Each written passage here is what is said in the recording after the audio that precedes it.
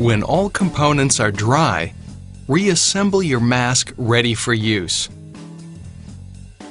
Reassembling the Mirage effects is very easy, but if you are ever unsure, you can refer to your user guide for step-by-step instructions.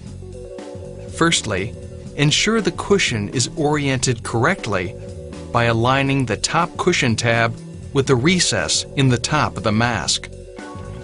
Gently pull the cushion through the front of the mask frame until the cushion locks securely into place. The tabs on either side of the cushion should be sitting against the mask frame. Ensure the cushion is not twisted or distorted.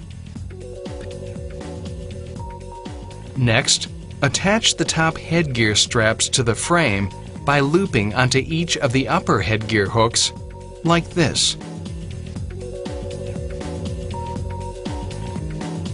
Replace the elbow by pressing the side tabs and pushing into the mask. Your mask is now fully reassembled and ready for your next night of restful sleep.